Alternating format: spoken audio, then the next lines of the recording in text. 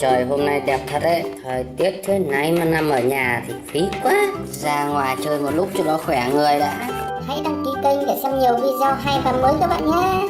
Cảm ơn các bạn nhiều. Tớ đang đi đổ rác, nốt chuyến này nữa là được nghỉ rồi. Thật là mệt quá. Mà hôm nay rác toàn phân là phân, tối ơi là thôi. Cái gì cơ? Phân á? Có cách để trả đũa trên cá sấu khổng lồ rồi.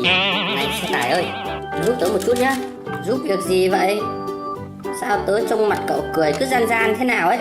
Chả là thế này.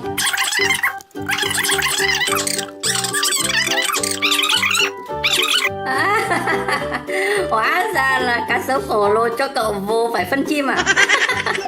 Giúp tớ với nhá, rồi tớ sẽ cho cậu bánh. Thôi được rồi, tớ sẽ giúp cậu. Trò này cũng vui ra phết đấy. Cậu cười nhỏ thôi, cá sấu đang đến đấy. Chào khủng long bào chúa và xe tải nhá. Các cậu đang làm gì mà có vẻ bí mật thế? Khủng long bào chúa đang nhờ tớ làm hộ mấy cái ô tô đồ chơi mà. Đúng đấy, làm ô tô đồ chơi á. Nhưng mà làm kiểu gì cơ? Vậy là cậu không biết rồi. Nếu cậu mà cho xe tải đánh kẹo nhá, tí cậu ấy nhả ra toàn ô tô đồ chơi đẹp cực kỳ. Có thật không hả xe tải? Tất nhiên là thật rồi. Thôi, cậu ăn kẹo đừng của tớ rồi, cậu làm ô tô giúp tớ đi. Ok.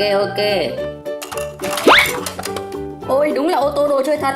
Một chiếc ô tô cảnh sát màu đen, đẹp quá là đẹp. Sao chỉ có một cái? Cậu ăn của tớ 3 cái bánh cơ mà. Cứ bình tĩnh.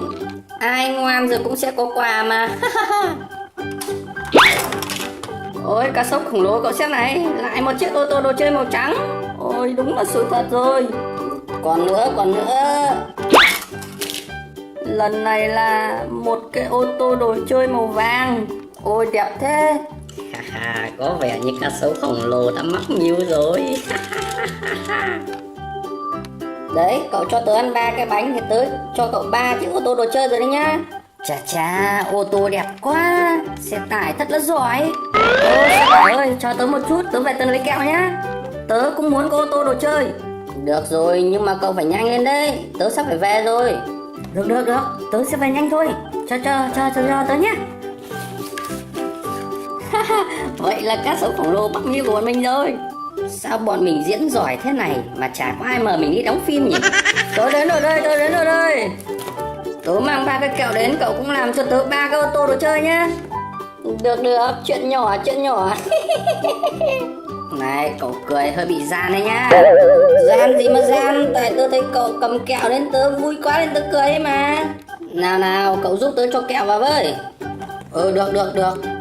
Nhưng mà cậu không cần bóc à? Xe ô tô đồ chơi tớ còn làm được, thì việc ăn kẹo cả vỏ với tớ chỉ là chuyện nhỏ thôi. Cậu cứ chơi vào đi. Nhỉ, cũng có lý.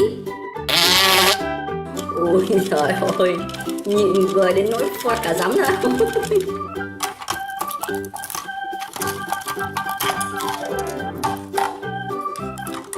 Nào bây giờ các cậu tránh ra nhá.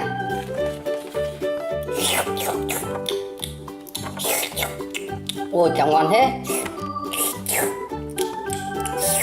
Kẹo này cá sấu ngủ ở đâu mà ngon thật đấy. Vậy là mình sắp có ô tô đồ chơi mới rồi.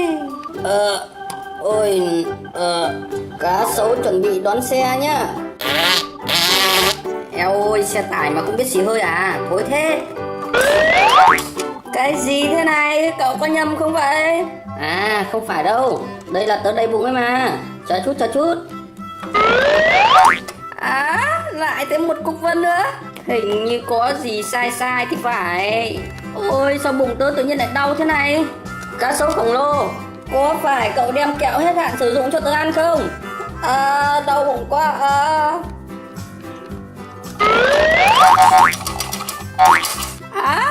Sao mà nhiều thế? Ôi da, tớ đau bụng quá. Đưa tớ về Gaza với. Cá sấu khổng lồ, cậu nói thật đi, có đúng là cậu mang kẹo hết hạn sử dụng cho xe tải ăn không? Không có mà. Nếu mà không thì tại sao xe tải lại ý ra những cái đống này? Chắc chắn là thế rồi. Thôi để tớ đưa xe tải về Gaza sửa đã. Tôi đang đau bụng quá kìa.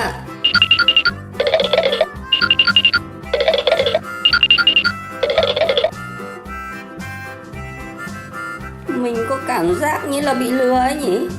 Quái lạ thật đấy. Cuối cùng thì vừa có trò vui mà vừa được ăn kẹo.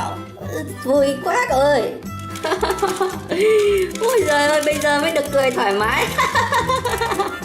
Giờ tôi mới biết nín cười cũng là một cực hình đấy cậu ạ. Ui da, hình như nhịn cười lâu quá bị đầy bụng rồi thì phải. Eo ơi, thối quá, thối quá.